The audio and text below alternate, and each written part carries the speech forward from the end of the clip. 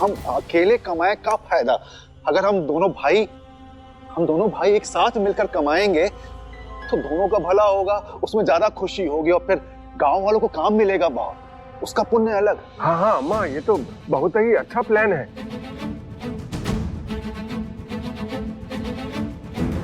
अच्छा है तो जल्दी मिलना यार। उपेंद्र, इतनी जल्दी सपने ना सजाओ। काहे से कि जमीन से जुड़े सारे निर्णय बबुआ के हैं। ये जमीन जायदाद सब उसके नाम पर है, भूलो मत। तो और भी अच्छी बात है। अरे हम वैसे भी पूरा बिजनेस जो है ना वो टीना के नाम पर शुरू करने वाले हैं, तो यही मैनेज करेगी उसको।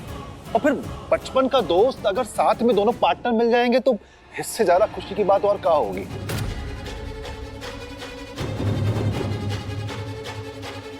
बेटी तुम समझाओ ना इन सबको।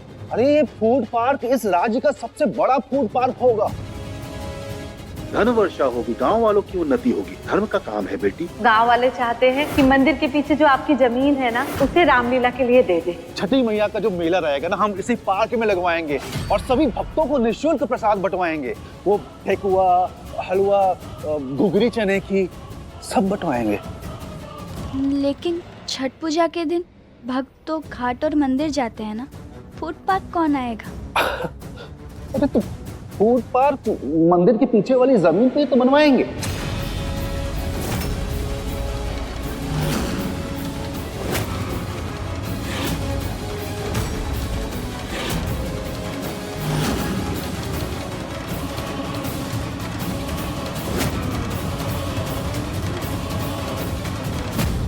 हे भगवान, वो जमीन तो गांव वालों को रामलीला के लिए चाहिए थी। विसर्जन के चक्कर में हम दादी और इनसे बात करना ही भूल गए। अब इनको कैसे हाँ बोले? क्या हुआ बिटिया? ये तो पुण्य का काम है। चलो ऐसे सोच लो कि एक पिता अपनी बेटी से कुछ मांग रहा है। लगता है कि तुम अभी तक टीना को माफ नहीं करी हो। ऐसा है क्या?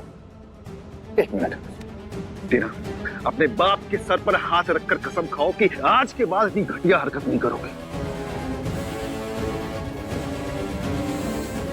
I promise, पापा।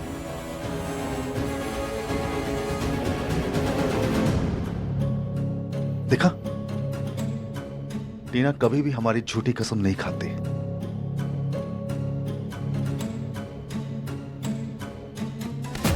बेटा अब तो माफ कर दो ना इसको।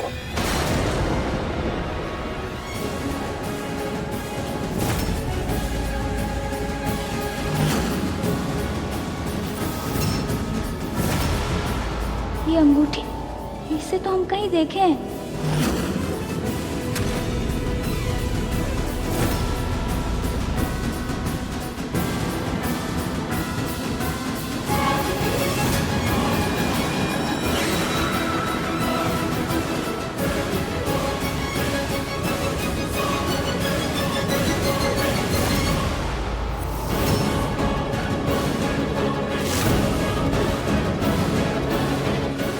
हाँ देखे हैं, कुछ याद।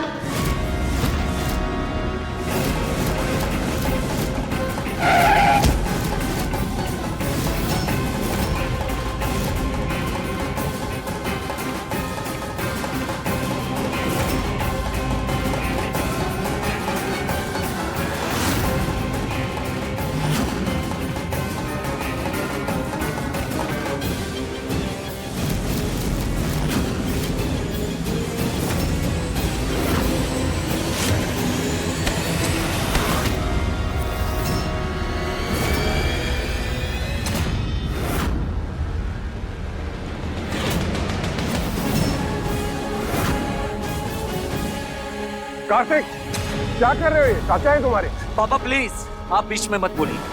अभी तक मैं शांत इसलिए खड़ा था क्योंकि वैष्णवी शांत थी, लेकिन अब वैष्णवी के चेहरे पे डर साफ नजर आ रहा है। वैष्णवी तुम बहुत बोली हो, ये सब तुम्हें बहन बेटी छठी मैया की भक्त बोल के इमोशनल ब्लैकमेल कर रहे हैं। तुम्हारा दिल साफ है, इसलिए तुम इन सबको माफ कर रही हो।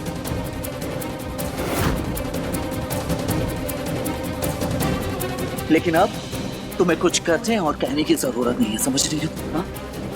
तुम्हें किसी को माफ करने की कोई जरूरत नहीं है। मैं हूं तुम्हारे साथ, समझी तुम?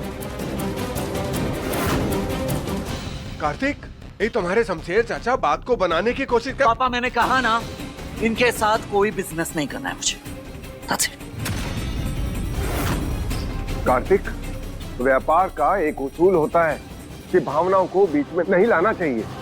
देख लो, एक बार फिर शांति से सोच लो कि तुम्हें क्या करना है, क्योंकि सुनहरा मौका जो है ना, वो बार बार नहीं मिलता, बता दे रहे हैं। उपेंद्र, अविश्वास की नींव पर भी व्यापार खड़ा नहीं होता है और बात अब पहले जैसी नहीं रह गई है। हालात बहुत खराब हैं और इस समय व्यापार की बात ना ही करें, वही बेहतर है।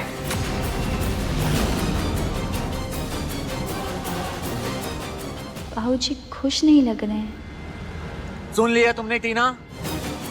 ना माफी मिलेगी ना जमीन। अब जाओ यहाँ से, प्लीज गो।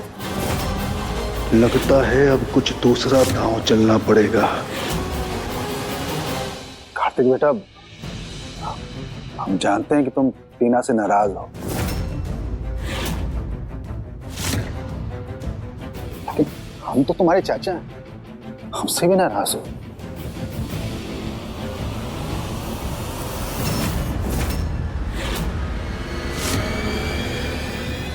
आपकी अंगूठी गिर गई। हमको वो अंगूठी ढूंढ के ध्यान से देखना होगा, कहीं वो हमारे सपने में आई हुई अंगूठी तो नहीं।